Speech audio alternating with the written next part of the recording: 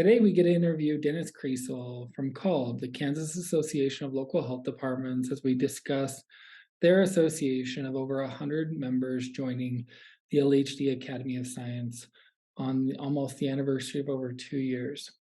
To discuss this problem, before starting, all 100 local health departments in the state of Kansas would go and purchase their own survey software at retail price. This was really expensive. But second, it would hide all of the various surveys, community health assessments, accreditation measurements, preparedness measurements in all of these random logins. And we would have over 100 variations of hidden measurements across these random logins. So the goal was to get everyone into the same software so that we could trade measurements like baseball cards, first and foremost. Second, have a state level library of what measurements were created so that we could trade them and give them out and organize them into various categories so that when a local health department would call, we could get them access to that survey or that measurement. And then third, to have a national level library. It's been a resounding success, and we wanted to document this with Dennis so that other state associations and other state health departments and various departments within the CDC could see this wonderful work go forward. Without further ado, here's the interview from Dennis. Dennis Kriesel. I'm the Executive Director for the Kansas Association of Local Health Departments. We are a nonprofit association that represents all 100 health departments in the state of Kansas. And so I had heard about the Academy of Science project as an effort that really tied to a lot of surveying and the ability to collect data and the idea of standardization. So we started to have discussions and explore this concept because we've been using a disparate set of systems across the state. And we have a lot of people that are not experts in data collection in that sort of qualitative assessment. So we thought it would be worth pursuing. Tell me about some of the smaller and underfunded local health departments in Kansas. You have 100 local health departments. Many of them struggle with resources to be able to do primary data collection. How has this benefited them? Yes, so the majority of Kansas would be seen as rural from like a national standard. But to give a little bit of context, we only have 5 counties out of 105 that have over 100,000 population. And many of our counties are under 10,000 population. Some are even under 5,000 population. So we have some very, very small communities, and there's not a lot of resources that are available. We are a decentralized public health state. So responsibility for public health primarily falls upon the county level. So there's also an expectation that counties come up with how they're going to fund those particular departments. And many of these departments have 5 or fewer FTE. So when you're operating on that scale and you have a variety of mandates that exist from the state or from your county elected officials in terms of what they think you should be providing to your community, if you've got less than 5 people on board, those people need to be those that can work on those specific issues. So we're talking about the need for a registered nurse, probably a need for some sort of office assistant. You might need a biller, or the biller might also be the administrator. There's a lot of multiple hat wearing that happens at local health departments in Kansas, especially rural local health departments. And so one of those things that doesn't tend to make the top of the list is someone who's got an expertise in analytics or informatics or data in any sort of capacity. And so the idea is if you don't have a background in statistical analysis or how to conduct a survey or any really sort of communication skills whatsoever, what can we do to make you bridge that gap? Because we're not going to be able to find funding to get you a data expert in every single health department. And so AOS is one of those ideas because of the benchmarking that's available if everyone uses the same sort of survey. And so one of the nice things that we really liked about the AOS model was the idea that there would be this library, a library of templates, a library of surveys. And if you wanted to make modifications, you could, but if you didn't, you not only would have a ready to go, already vetted device that you could use to do some sort of data gathering, but you could benchmark back to what other health departments, be they in the state or we're using a national tool from the National Library across the nation. So you have apples to apples comparisons. You know, when starting this project, you had some really good leaders across Shawnee County and Sedgwick County and others and those are your larger counties that when they engaged AOS came through and said, hey, we have the resources and the power to be able to share their tools and surveys. Why is it important for a culture of KALHD for to have those that do have tools to share those to those local health departments that don't have? Well, the main thing is obviously being able to tap local expertise is generally preferable, if for no other reason than there are very specific circumstances to Kansas. There may be certain data requirements, for example, that the state health agency, perhaps driven by the state legislature, would have. And so being able to look at things that have been designed already that have been successfully used in Kansas just makes a lot of sense for rurals to turn to first before turning to, say, national tools. And of course, for the urban areas or those with higher populations that had that level of expertise, they often would like to be able to compare and see how they stand against other counties, even other smaller counties, because just because you're a larger county in Kansas does not mean that, for example, say you lead on all indicators. In some instances, our larger populations are actually some with lower rates on things that we would like to see higher. And so the idea of being able to compare to more entities and also this sort of collaborative spirit that we see in associations like ours, which is the idea of we want all health departments to be successful. We operate off of this concept that it's embedded in a lot of this public health theory that we have, from 10 essential services to foundational public health services. And that's the idea that anyone who lives anywhere in Kansas should be able to expect some sort of baseline level of public health. And part of being able to successfully deliver on that is to be able to do assessments. And understanding the needs of Kansas local health departments, AOS is technology independent and has a buying committee that has come together to leverage the buying power of all 100 local health departments to bring about a 50% savings by buying in bulk. And that opens up so many more doors for locals to get the support they need. Let me talk about the culture that is in Kansas that made that possible. I mean, that's pretty awesome to have a Kansas-made decision on what software to use, but also come together to buy it in bulk. Do you have any comment on that? Yes, Wichita State University, and specifically the Center for Public Health Initiatives, though, has a lot of credit to be given for driving that concept. So they had really come up with the idea of pursuing, we had some grant funding coming in, all related to the pandemic. And the idea was, hey, maybe we could take a portion of this funding and do a bulk purchase to let everyone have access to and learn about the AOS system and start to take advantage of it for a couple of years to get more buy-in on actually using the tool. And a lot of that is driven from some collaborative efforts that we already have. So CPHI, as we abbreviate them, they run a meeting. They essentially facilitate a meeting for us that we call the KALHD Informatics Subcommittee. And that's a monthly meeting that talks about data analysis, data processing, data systems. So things like community health assessments and the survey tools, which AOS can integrate very well into, all the way up into electronic health records. And so that stood around before I joined KALHD back in 2019. So it's been a long-standing subcommittee. And so these ideas of trying to figure out how to do things strategically in bulk, in volume, if not at the state level, at least on a regional level, has been part and parcel of a lot of those discussions on that subcommittee for years. So we already had a mindset of looking at doing things above just the county level, because again, due to having so many health departments at such small sizes, the idea of cross-jurisdictional sharing is pretty well established. And we've had some models of cross-jurisdictional sharing that date back almost 20 years, going back to the early days of bioterrorism preparedness, or now known as public health emergency preparedness, because we have a regional model that was created from the ground up, local up to state, back in those early days, like 2003, 2004.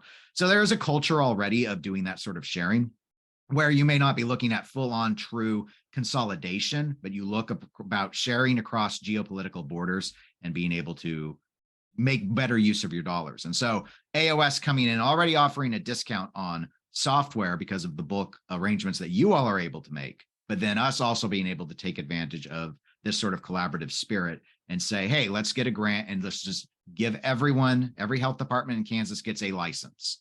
and let's go from there and get people in familiar with the system and to start using the system. And then they can actually better realize the power of it if they're actually using it than just hearing about someone like me mention it in a board meeting.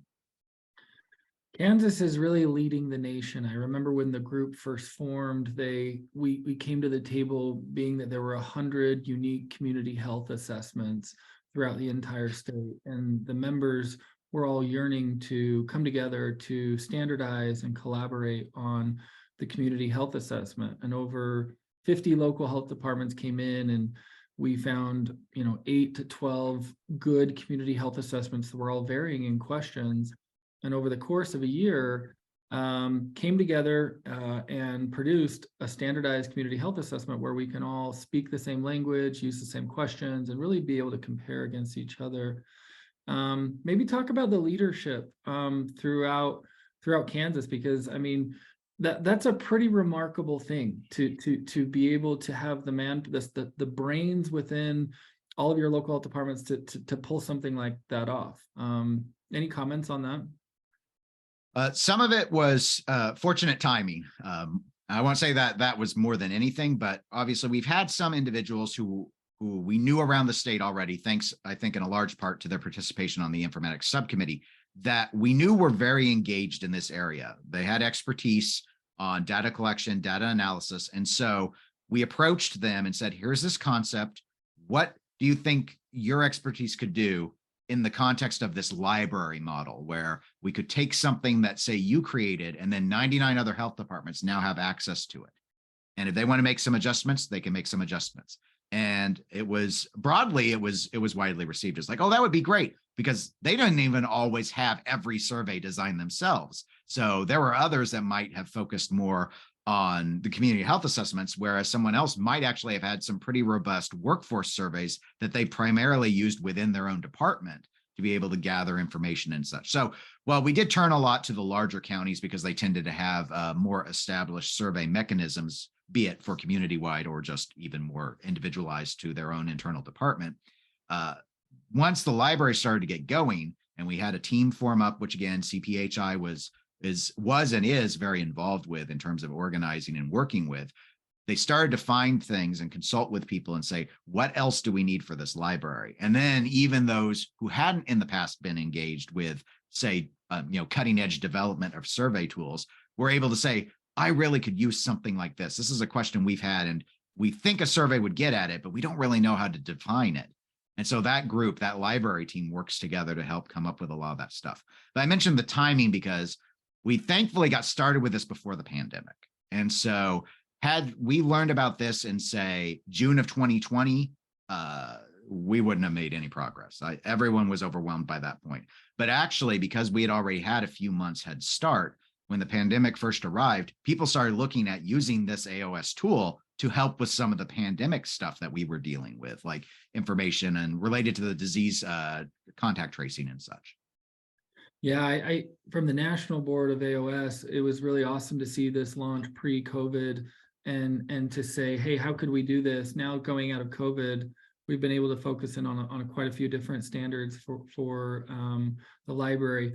I think the most remarkable part is that, from a business standpoint, every local health department were buying random softwares and hiding them across 100 different logins. And they were getting frustrated in, I don't have the manpower to create all the various customer satisfaction, employee satisfaction, a board, a health board request, data collection effort, and changing that culture from one year to the next to say, you know what, I actually want to work together as a team. I want to do this, and making those measurements public and really categorizing those. I just think it's such a political win and leadership win. It really is getting the right people on the bus in the right place. Hats off to the Community Engagement Institute and the work that they did throughout Kansas. I don't know. You talk about partners, that they're a big win there. So thanks for coming in. We appreciate the interview. Is there anything else you'd like to say to different maybe NATO funders or CDC, CSTE, or other philanthropic entities that look at supporting local health departments? Yeah, I'd say the main thing is I've actually already this week had Kansas Health Department reach out to me asking about sustaining funding to be able to keep their subscription going with AOS. And of course, it was pretty easy to find resources when we were in the pandemic and we're able to tie a lot of these systems to pandemic response. But obviously, all of that is winding down. We know that the national emergency declaration is going to be expiring here in a couple of months. And so given all of that, there's a lot of uncertainty regarding the future on being able to, on a case-by-case basis, what happens once, in Kansas, it was great when we're able to say we're paying for all the licenses. But once we can't do that anymore, will we be able to fill that with some other methodology? For my part, for example, part of the reason why I'm in a suit today is I was set to go over to the legislature this morning because I have been pushing them for more funding that would be allowable to use on this, along with some other options that they could choose that would benefit their health departments. And we'll probably have some discussions as part of that informatics subcommittee to see if there are potential grantors that see the value in this and would like the idea of continuing bulk license acquisition so that a lot of these smaller departments that run on very tight margins don't have to try and take something from their discretionary fund in order to cover it. Well, and from a national standpoint, we have Michigan, Kentucky, Kansas, and Arizona. We got together and talked about bulk buying and about how with Wisconsin and Colorado, other states coming forth, we know that our membership is going to be dropping significantly in price just because we're no longer buying 200. We're going to be in the 500 to 600 realm. Maybe talk about what that is nationally. And I mean, I know it's only $200-300 less, but $200 or $300 means a lot for these really rural and underfunded health departments. I mean, we really are, we have to be wise with the money that we're given. Yes, I think when we started all this out, it was $1,000 a license, which in the world of survey software is not a bad deal at all.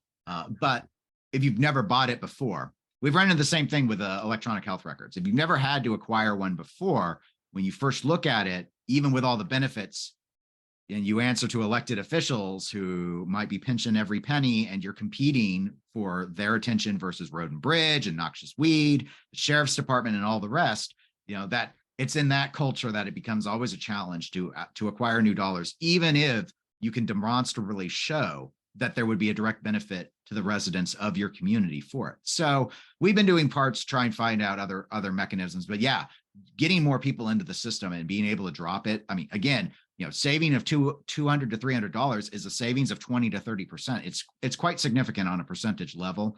And some of these departments run on such tight margins that they debate whether or not to join organizations like NATO, which costs them less than $300 a year. It's that tight. So a few $100s does make a difference to rural Kansas. Well, we just appreciate your leadership in the state. Your state association has been such a model in supporting the rural and underfunded, but also just the culture across the largers to share those resources, to share those templates, and really, help us. The AOS mission is to come together to speak a common data language. And we're only going to do that if we have a public library of measurements where this is not monetized and it's free, and we're just sharing that. And the culture in Kansas could never be stronger. So we appreciate Dennis coming in and allowing for us to interview you. Thank you very much. Appreciate it.